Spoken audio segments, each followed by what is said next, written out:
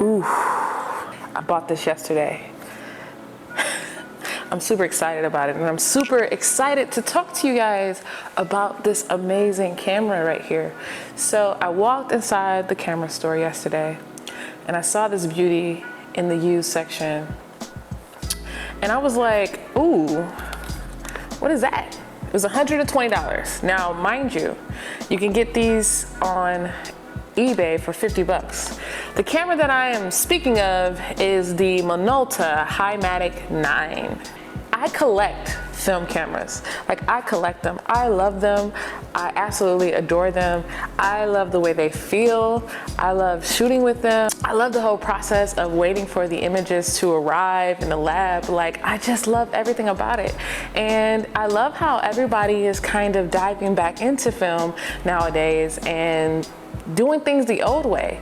And film allows you to just be intentional with your shot. Be very intentional with your shot. I'll give you guys a little bit of a manual about this camera and the beauty that it possesses, because this camera is absolutely beautiful.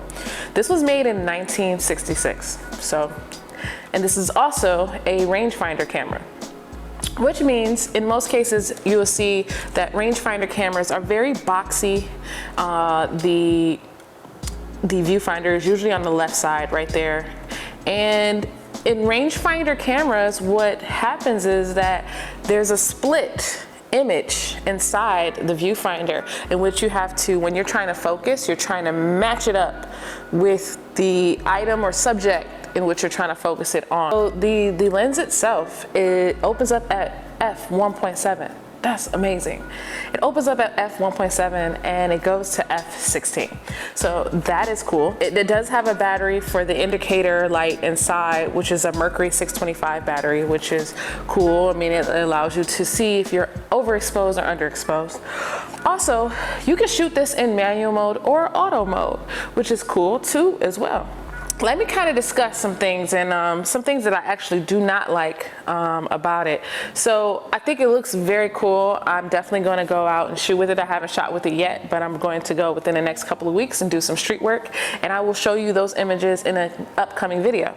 But let me just kind of explain some things. So it has two rings on the lens here. One is for your shutter and one is for your aperture.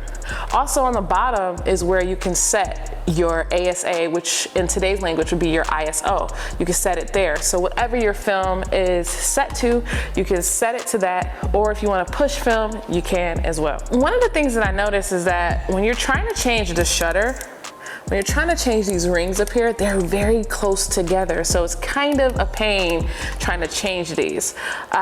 I was trying to see like how can I change them easily, but it doesn't really, like, it's just, they're just too close together. They're just too close together. That's the one thing that I did not care for with this camera. But you can set these both to A right there, and that will be your automatic mode right there, your auto mode. Okay. Now, let me talk about the lever and the shutter release.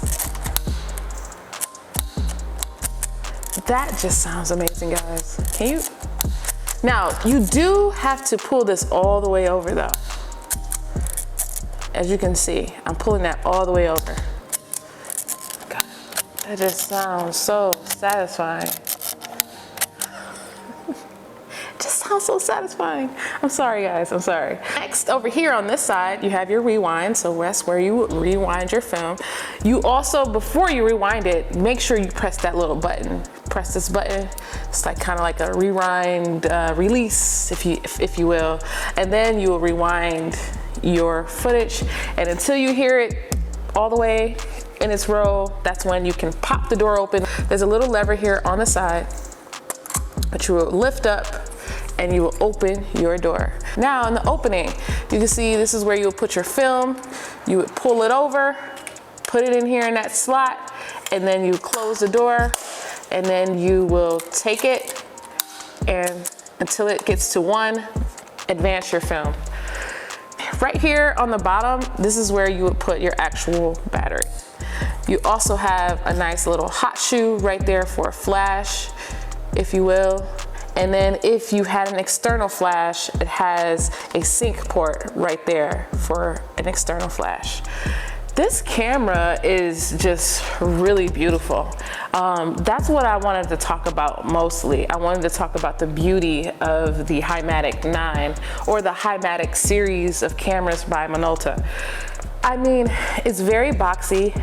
It is kind of on the heavy side, I will say, but it shows durability. I love a camera that can give me durability. It kind of reminds me of my Nikon FM that I have, and that one's pretty heavy as well, and it's made of mostly metal. And this one is also very durable, it seems. The camera and the version that I received looks like it was never touched.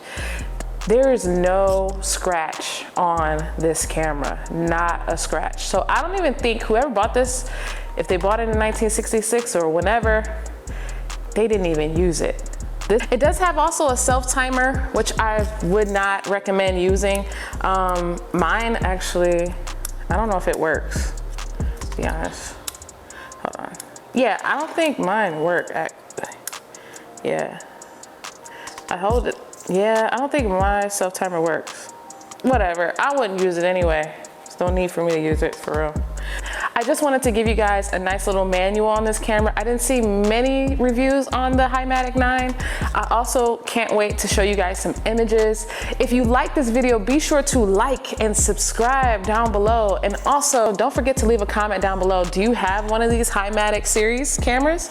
Let me know down below which one you have. And until next time, peace.